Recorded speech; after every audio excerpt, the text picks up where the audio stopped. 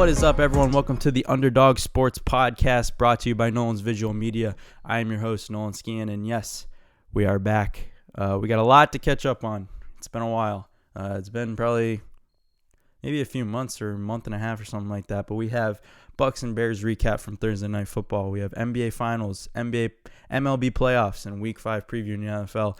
But first, yes, it is just me. No Antonio, no Sal. I think we decided, well, I kind of decided that to move forward with the podcast to, give you guys consistent content, I would just do it from now on. And then Antonio and Sal will call in every now and again to give their 2 cents. But, yep, just for now, we're going to go with just me. We're going to continue with the same sort of content that you've been seeing from us. We're really going to start grinding on the Instagram. We're going to start posting consistent videos on YouTube. So, so make sure you follow and subscribe for more content like that. So to start, where should we start? Let's start with the MLB Playoffs. So last night, I believe it was New York versus Tampa Bay. New York pulled it out, forces a Game 5 in the ALDS. That game's tonight. What do I think? Here's what I think about this. The Astros just beat the Oakland A's to move on to the ALCS, but here's what I think. The Astros going to the ALCS, obviously, I don't think baseball really enjoys that very much. I know Antonio really hates it, but here's the thing. If the Yankees can get past the Rays and then get their revenge on the Astros, which I think that if the Yankees move on, I think whoever wins this game right there tonight will move on to the World Series. I think it'll be the Yankees. If the Yankees go on to the World Series and face the Dodgers, that is just a shit show of a matchup in the World Series. Number one, Dodgers have a history of choking the World Series. They've been there 3 times out of the last 5 years or something like that. They have a history of, completely botching it. Yankees have a history of botching it before the World Series, normally ALCS or ALDS. So if they got there, I think finally, I'd say we'd see the same thing from the Dodgers. Yankees getting there for the first time. I think the first time since, what is it, 2010 or something like that? So anyway, Yankees are going to win this game. My pick from last year was that the Rays would go on to the World Series, but just what I've seen from the Yankees. The problem with the Yankees, though, it's been their problem for years. They try to hit the long ball too much. They get in their own head. I think someone brought it up. A-Rod brought it up and went after the front office on their MLB pregame show. They like to get in the way. Front office manager gets in the way. They got to get out of the way. They got to stop trying to hit the long ball. Play your game. Aaron Judge. My problem with Aaron Judge, I've probably seen the last few games from him. Every time I see Aaron Judge go up to the plate, he either hits a home run or he strikes out. It's no in between with that guy. I don't think I've ever seen him hit a single in my life. He is probably the best and the worst batter in the world, and then Giancarlo Stanton just only hits bombs. So if they can really come together and produce as a team, runs through singles, doubles, I think that they're going to win the World Series. Now, Tampa Bay Rays are a very good team. Don't get me wrong. They got, for the Game 5 matchup, we have obviously Garrett Cole versus Tyler Glasnow.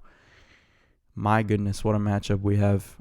This could turn into a snooze fest, though, to be honest with you. Because these pitchers are just way too good. They're both 2-0 in this series or whatnot, or these playoffs. But yeah, no, I do think the Yankees will win this game. But if the Rays win, I wouldn't be surprised also. But I think whoever wins this game will eventually move on to the World Series against the Dodgers.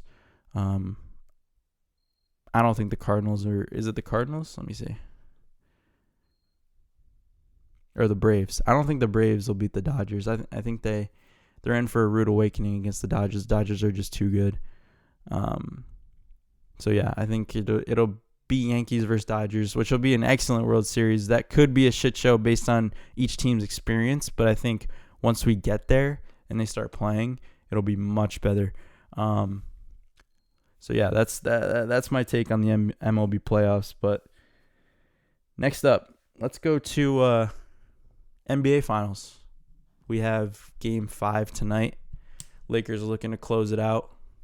LeBron's looking for his first championship since 2016 when he was down 3-1 against the Warriors, and they came back and gave Cleveland their first championship in the city for 50 some odd years. But tonight, new look, New Jersey, Los Angeles. I think they close it out. I'm pretty sure, don't quote me on this, but I'm pretty sure they've won each series in 5 or less games. And I think the last 2 were 4-1. So I'm not saying it's going to happen again, but it's a pretty good shot. And when it came out the other day that they were going to wear the black Mamba jerseys instead of the purple, I was just like, yeah, no, they're definitely winning. And when we said it months ago after Kobe died, unfortunately, we said Lakers are winning the championship. So, and LeBron stuck to that, and he is just on a mission. So is when the finals came around, I think Anthony Davis just turned into another gear. I think he will definitely get MVP if they win tonight. Does Miami have a shot? I mean, I think it'll be a close game. Jimmy Butler's got to play the game of his life. And their one win in Game 3, Jimmy Butler had, 40 points, 13 assists, 11 rebounds, triple-double. He's the third player ever to do that with a 40-point triple-double. Only LeBron and Jerry West have done that. So he's got to play his best game in order for them to even have a shot at winning a game. And if Anthony Davis and LeBron, LeBron is going to be in go mode. Like he is not going to mess around. He wants to end this tonight. He does not want to have a Game 5 or Game 6 or Game 6 or Game 7, sorry. But yeah, no, I think they close it out tonight and they win it in the Black Mamba jerseys. For Kobe, it'll be great. It'll be a great moment for not only for the NBA, but for just sports in general. Just because of everyone wants to see the Lakers win just because of Kobe, but in the same sense, it's just like, wow, like they really did it for Kobe. They're going to be super emotional. And, Kobe's transcended not just the NBA, but he's transcended the entire world of sports. So it'll be a great moment. I think Anthony Davis will probably have 30-plus points. LeBron will probably have, 25. He'll probably have a triple-double. Anthony Davis will be close to having a triple-double. But I think the key factor here, yeah, LeBron and AD can score all the points they want. Jimmy Butler can score all the points they want. Bam Adebayo can have 40 rebounds. But the key is the players that don't matter, or the non-star players like Tyler Hero, who is becoming a star in his own right. I love watching Tyler Hero play. I think he's going to be good for a very long time. But it's Tyler Hero. It's Robinson for the Lakers. It's Caldwell Pope, Rondo. Those sort of players like Caruso. Like if they can start knocking down open shots, I think that was the key factor in the last game. Caldwell Pope had 15 points. He was hitting his open threes. When you have Caldwell Pope hitting open threes, you're going to lose the game because you're spending so much effort and time and energy guarding LeBron and AD that you forget about KCP, you forget about Caruso, you forget about all these other players, you forget about Morris. Like you forget about these players, and then they start hitting open shots, and it's just a dagger. It's the difference maker, you know what I mean? So I think that it'll come down to that. The 3-point percentage, the open 3-point percentage, I should say. Los Angeles 37.8%, 14 to 37. That's insane. Miami 30%, 7 to 23. So that's the difference maker right there. Whoever can make their open shots will win the game. You know what I mean? We'll see it in the first half. The first half will probably be pretty slow. I don't think either team's going to come hot out the gate. I think it'll just be really close, and then the Lakers will start wearing them down at the end of the third into the fourth, and that's where we'll see the open threes and the difference come out. So that's my take on it. We'll see how it goes. Moving on. NFL. That's the meat of what we're here to talk about today. Bucks and Bears last night. It was kind of just a boring game. Like I didn't really get too excited about it. I hate watching the Bears play primetime football as it is, but having the Bucks and Tom Brady, kind of made it more exciting. The Bears are the worst 4-1 team I think I've ever seen. Nick Foles still undefeated against Tom Brady. He might be Tom Brady's kryptonite at this point, just because I don't understand how the Bucs did not win that game. When it looked like, I think their defense started to get wear out, but it's just like the Bears weren't doing anything special. You know what I mean? Like they didn't have an overly really good running game. I think it was, let me see here. Like, I don't think Montgomery had a monster game. It was Allen Robinson pretty much. He had 10 receptions for 90-something yards, but it's just like they didn't do anything special. You know, Nick Foles didn't have a monster game. He threw for like 290, 1 touchdown, 1 interception. That's not like over the top. And I just don't know. Like, yeah, David Montgomery had 10 attempts for 29 yards, 1 touchdown. Nick Foles, 243 yards, 1 touchdown, 1 interception. They didn't do anything special for me. And I don't know what it is. I mean, Ronald Jones had a monster game. He had 17 attempts for 106 yards. They were running the ball all over the Bears. They dominated in time of possession. I think just at the end, they just couldn't close out. You know, and then that final drive, well, actually, no, we'll go back to the drive before Nick Foles drove down and took the lead with a field goal. The Bucs had a 3-and-out in 15 seconds. That can't happen if you're trying to close out a game. Also, in the same sense, the play that really changed the game was right before halftime when Kyle Fuller hit, was it Johnson? He caught a pass over the middle and just shouldered him. Everyone thought it was dirty in the beginning, but it was a clean shoulder right to the chest hit. Unfortunately, he wasn't able to hold on to the ball. They looked at it, called it a fumble.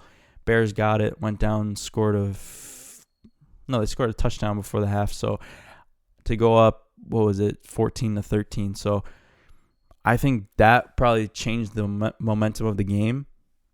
And then at the end, the Bucs just couldn't close it out. You know, they had a drive there. They could have maybe gotten into field goal range at the end. Tom Brady had the blunder where he didn't really know it was 4th down.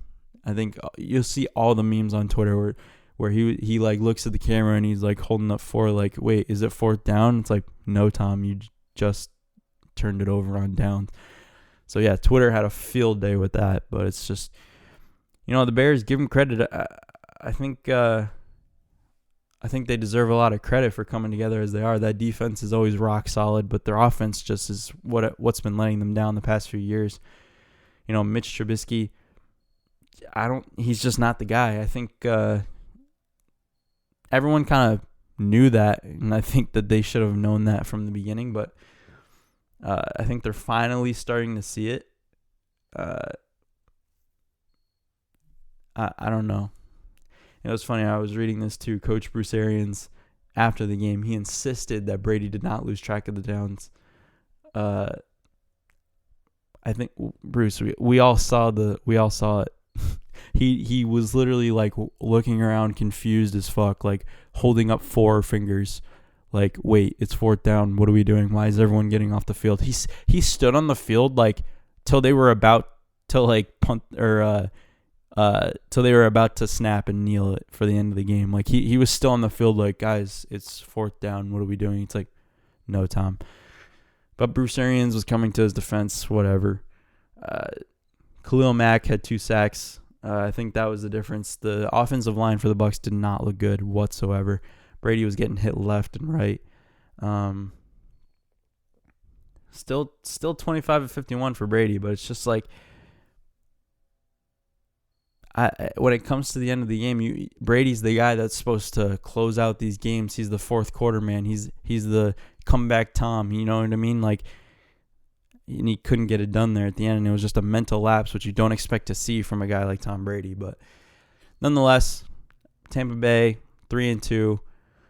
They got a big matchup coming up a week from Sunday. I think they're playing the Packers, but that is going to be a really good game. I'm excited to see that.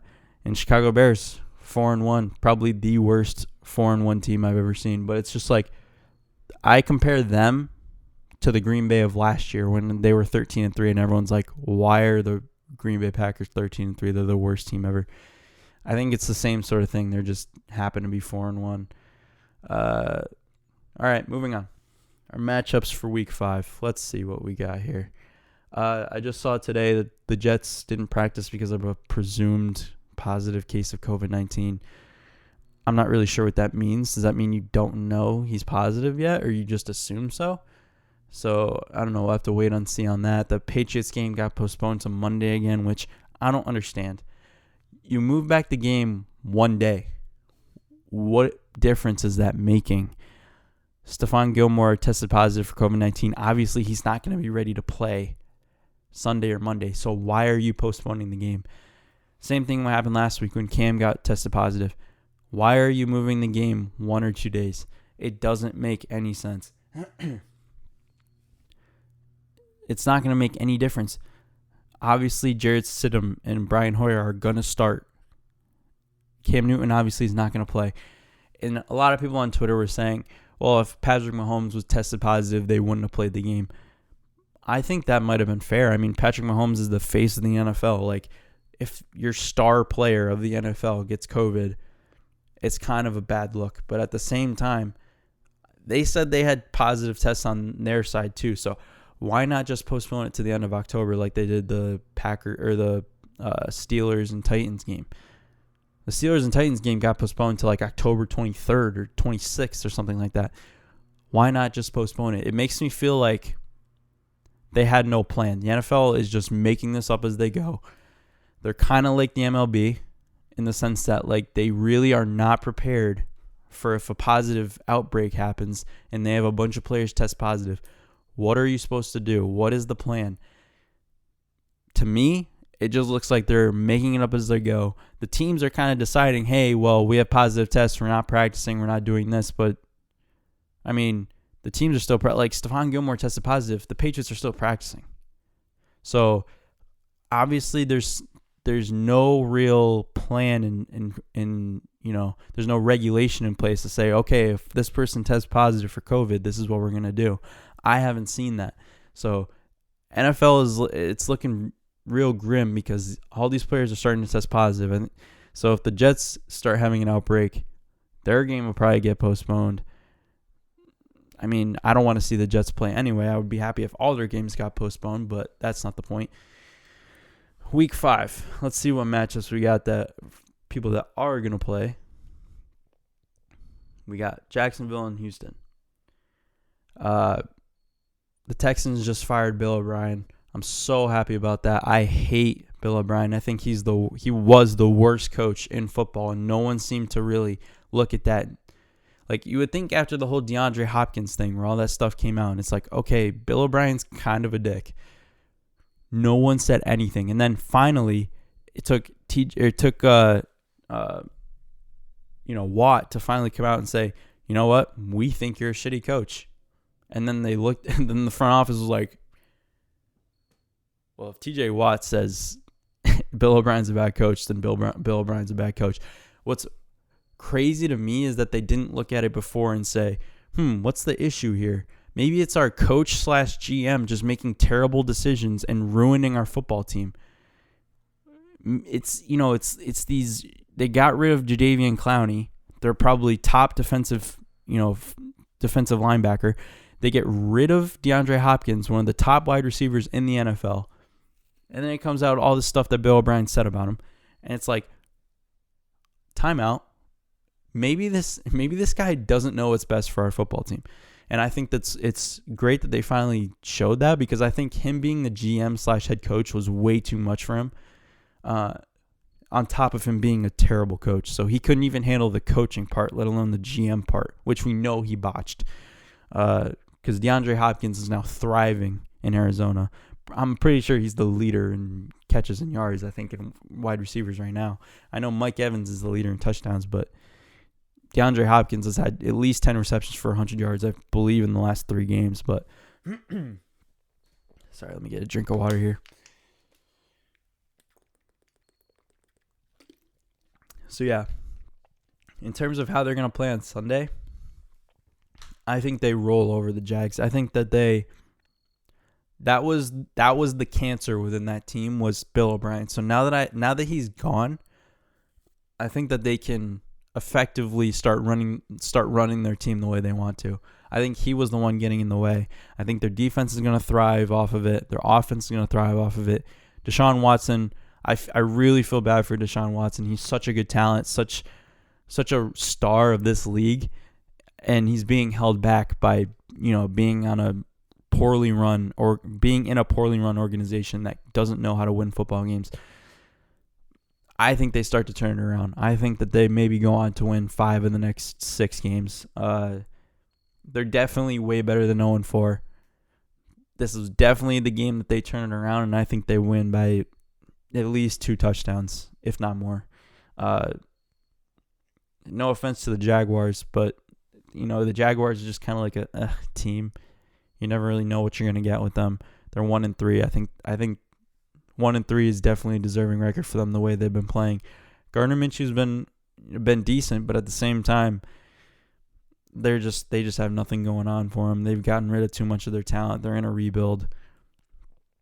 I think it's good that they found their young quarterback that they want to go with for the future, but at the same time, they're just a bad team. So Houston definitely wins this game. I think they win by more than 2 touchdowns.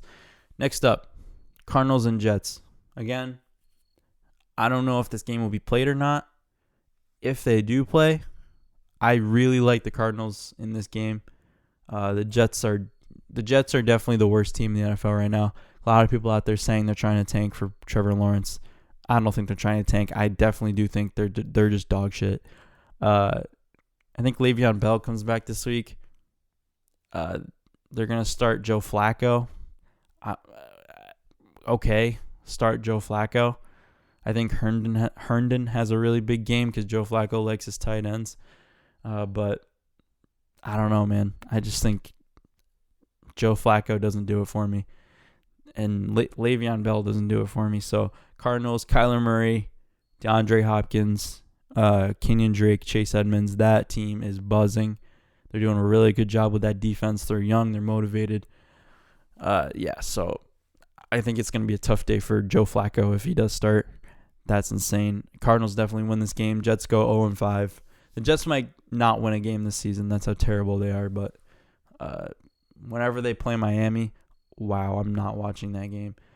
Next up, we got Eagles, Steelers. The Eagles are an interesting team. I have been on the hate Carson Wentz train for about 2 years now.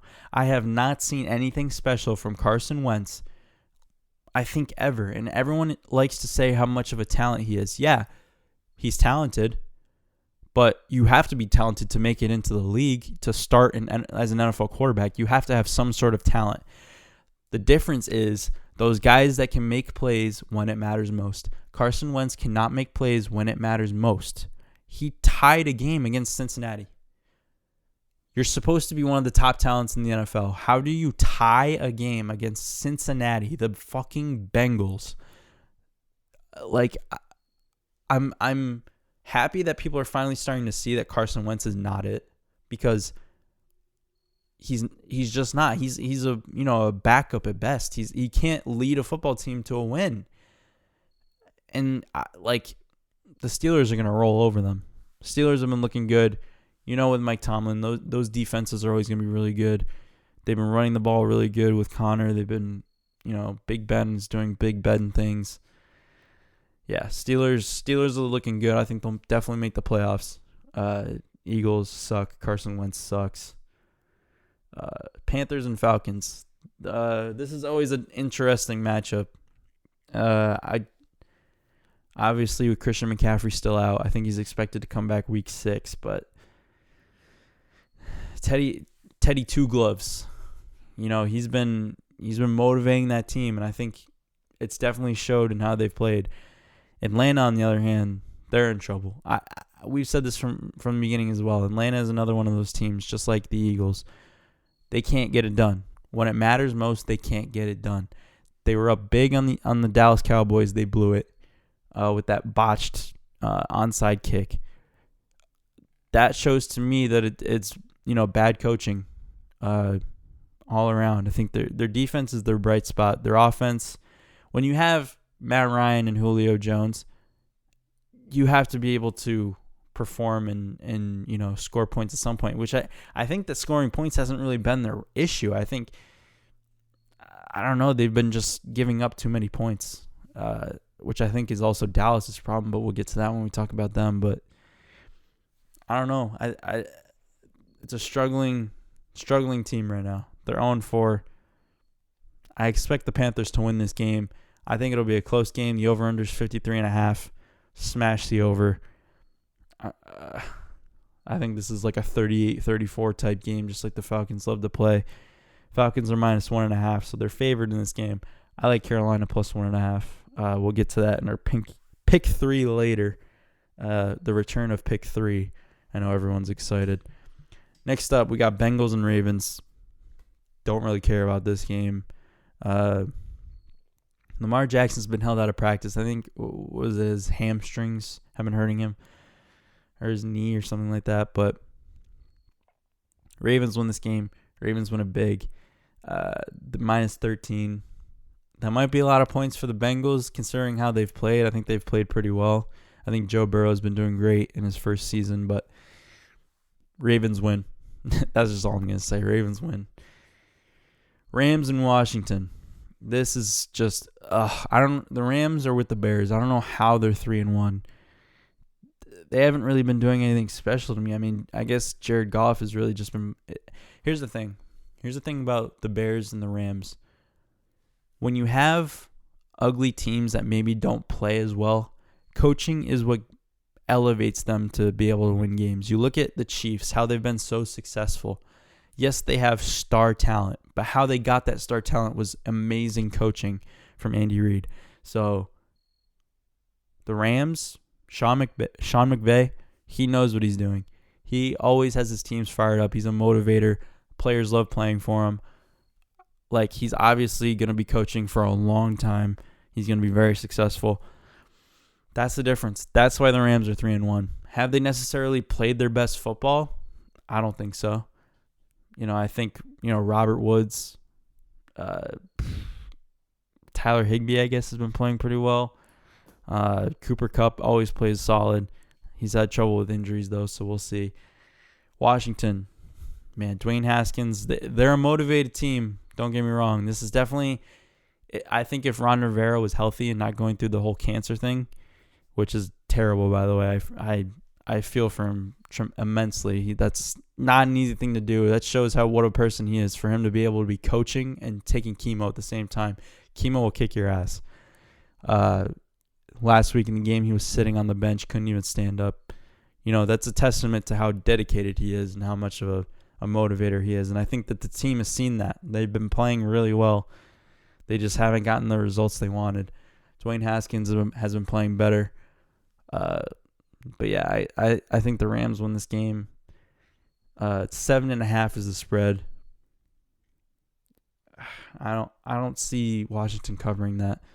I think the Rams probably win by 10 to 14 points. Next up, this is probably my favorite matchup of this weekend. We have the Raiders at the Chiefs. Everyone knows how much of a Raiders fan I am. The line is, I'm seeing 11.5. I saw 12 on other sites. 11.5 is way too many points. I think the Raiders cover that. I don't think the Raiders win, but I do think they cover. And I think it's a very close game. This will definitely be the game of the weekend. Chiefs last week against the Patriots. If Cam Newton's in that game, they win. Enough said. Brian Hoyer went in and absolutely, dumpster fire. Like that first half. If that's Cam Newton, they win the game. They definitely win. They control the possession.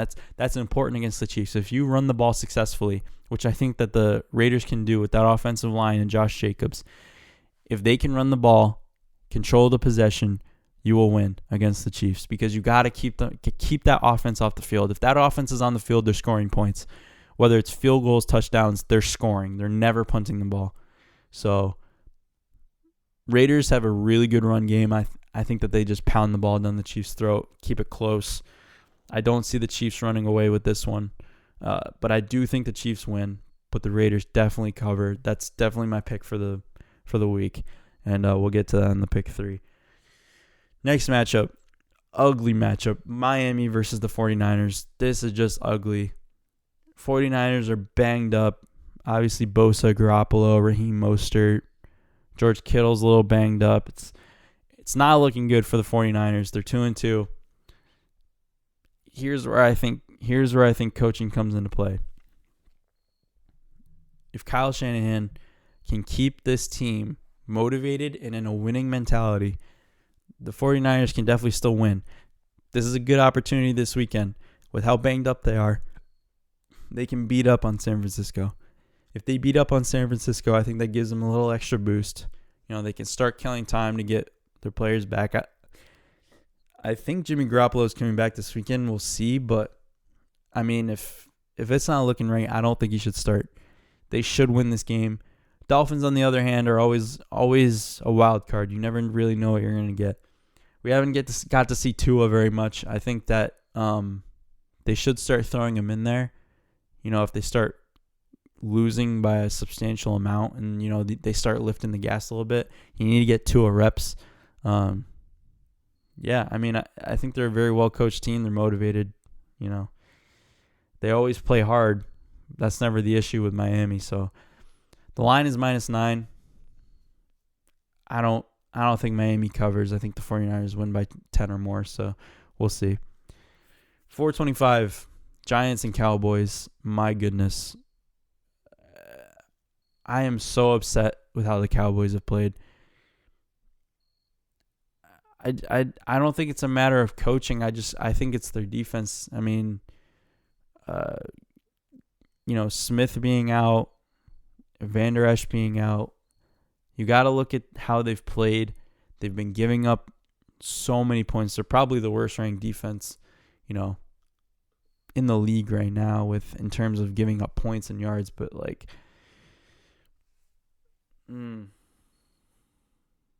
Dak Prescott's been playing really well.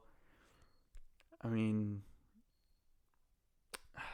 9 touchdowns, 3 interceptions, 1,600 yards, almost 1,700. 137 for 201. I mean, Dak Prescott's not the issue. Ezekiel Elliott's not the issue. Their offense is not the issue. I think CeeDee Lamb's worked out really well for them. He's been getting really involved. I think Dak likes him a lot. It's just been their defense. Their defense has been what's killing them. And the fact of the matter is their defense is so bad that they're going to give up 20-plus points to the Giants, who are 0-4, who are probably, along with the Jets, the 2 New York teams, or New Jersey teams, I should say, are terrible. They're the worst teams in the NFL. If they give up 20-plus points to the Giants, that just proves my point. Worst defense in the league. They can't cover anybody. They're getting thrown all over. Matt Ryan threw all over them a couple weeks ago. I mean, I think this will be another close game. It'll be a shootout.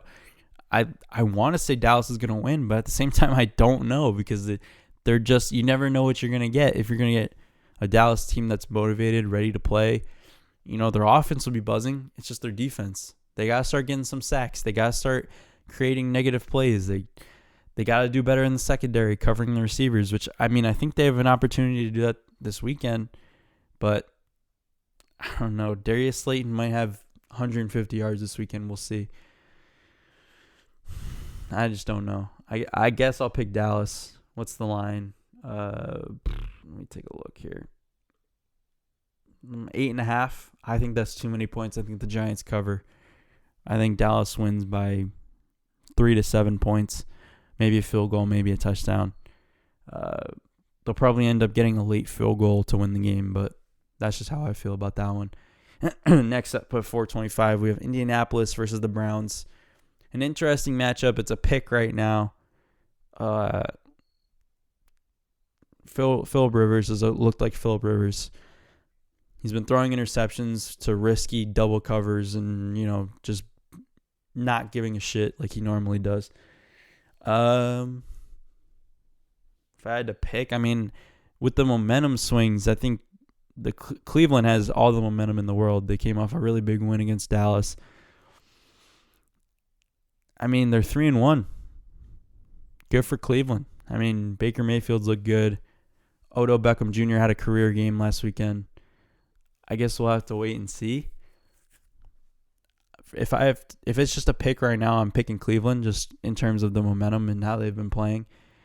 Phillip Rivers has not looked very solid at all. I think Jonathan Taylor has looked really good. If they can run the ball really well, it'll be a close game. And I think that's why Vegas has it set to a pick right now. But I'm going to pick Cleveland. Baker Mayfield, 700 yards, 7 touchdowns, 2 interceptions. He's been controlling the interceptions, which I think I like. Nick Chubb being out, though, that's tough. But they do have Kareem Hunt, who I think Kareem Hunt is gonna start breaking out. We'll see him carry the ball more. He's had 50 attempts, 275 yards, 3 touchdowns since Nick Chubb has been out. So we'll see. Odell Beckham Jr. He's had 236 yards, 3 touchdowns. I think he's 3 behind Mike Evans, so he's up there. He's definitely been the star of that team for sure, which I think is good to see because I think he's, turning down a lot of the naysayers when they said, oh, he doesn't want to be there. He hates Baker Mayfield. He just wants to leave. He has a bad attitude. I think once you start giving him the ball and he starts, going off, I think that energy changes really fast. So Cleveland, I think they win the game. Don't think by a wide margin. I think it'll be really close. Over-under's 47. I'll take the under. Next matchup. This is quite possibly the best and the worst matchup at the same time. We have Vikings versus Seahawks. The Vikings, Kirk Cousins, dude. Listen, this is the Sunday night game, and we love to say about primetime Kirk Cousins. This is primetime Kirk Cousins. We'll see how he does. I mean, the line is -7 Seahawks. I think Russell Wilson throws 500 yards this game without the voice crack. Sorry. He might throw 550 yards, and DK Metcalf and Tyler Lockett might have 300 yards each, 2 touchdowns each. The Seahawks might blow them out of the water. Minnesota, their defense has let them down. Their secondary is depleted. They can't cover the broadside of a barn, if that's even a saying, but they can't even cover anybody. So they couldn't cover me if I was out there. So we'll see. I think Russell Wilson has a field day. He's licking his chops at this matchup this weekend, so we'll see. Broncos and Patriots, this is a snooze fest. I don't think Cam's going to be playing. Stephon Gilmore's not going to be playing. Broncos have looked all right. I think ever since Drew Lock went down, it's kind of went downhill. They got Ripien. I don't know how you say it, but he was solid. He was the story of last weekend. They're 1-3. Patriots are 2-2. I don't really have much interest in it. The time they have for it is Monday at 5:00 right now. I'm assuming that'll get moved, or they don't even know when the game's going to be played. Next up, Monday night. Chargers and Saints. Oh, man. The Saints, they're banged up. Drew Brees hasn't looked like Drew Brees. Obviously, with Mike Evans being sort of not 100%. It's not like last year where Mike Evans is always open, always catching the ball. It's a little bit different. He's got to improvise a little bit, and I think Alvin Kamara has stepped up tremendously. He's definitely been the difference maker for the Saints. If he wasn't there, the Saints might be 1-3, 0-4 right now. He has been a touchdown scoring machine. I think he's got a touchdown in every game so far this year, or close to it. So I guess we'll have to see. I think the Saints win this game. Justin Herbert's been playing well, but I think the Saints win. It's -8. I think the Chargers definitely cover. Over-under's 50.5. I'll take the under. I think that's too high. Bills and Titans. Oh, another thing with the Chargers, Austin Eckler's out. So I think Justin Herbert's just going to be throwing the ball to Keenan Allen. Keenan Allen's going to have a monster game. Unless he gets locked up. I don't think he will. The Saints have had some trouble, as well as the Vikings. So Austin Eckler being out obviously sucks. If you have him on your fantasy team, I'm sorry for you. Which I'm saying sorry for myself because he's on my fantasy team. It is what it is. I think he's expected to be back next week or the week after. So we'll see how that goes. But this is just I mean, Justin Jackson. I don't know if Justin Jackson's in or out, but we'll see. Keenan Allen's going to have a monster game. Justin Herbert's going to be throwing it. They're going to be playing from behind most of the game, so it's just going to be a field day. We'll see. Bills and Titans. It's set to be Tuesday. I think the Titans they're still waiting to get a negative test. I think the Bills maybe had a positive test. I'm not sure. Bills have looked like the most consistent team in the NFL right now. When you look at Josh Allen, he's been playing tremendous. Stephon Diggs has fit in really well. Their defense is tough as nails. They don't give up much. So, like I said before, when we did our preview for the NFL this season, the Bills are definitely winning the AFC East. They're definitely a Super Bowl looking team. They'll definitely make it deep in the playoffs. So, Titans though, tough matchup. But I think the Bills roll over them just like they've rolled over everyone pretty much. And I think that's it for week 5. So we'll see about that. But now we'll get to my pick 3. All right. Number 1 on my pick 3. Like I said before, Houston -5. Houston is going to win by 20 plus points. They're going to rally. I think Bill O'Brien was the negative energy that they just had to get off their shoulders. And I think this is where they turn it around. This is where they start playing Houston football. Deshaun Watson is going to look like Deshaun Watson. Will Fuller will have a monster game. Their defense will have a monster game. They're just going to rally. You know, like Sal always says, he loves when a coach gets fired. This is the perfect example of that. When a coach gets fired, I think the whole team hated what Bill O'Brien was doing. And they were just kind of depleted. Now that he's gone, they're like, okay, we can do it our way now. Houston, big. Next up, my favorite matchup of the week. The Las Vegas Raiders against the Chiefs, +12. They cover. I don't believe they win the game. I think it'll be close just for the simple fact that they will control possession. They will run the ball down the Chiefs' throat with Josh Jacobs. He'll probably have 20 carries in this game for over 100 yards, maybe a couple touchdowns.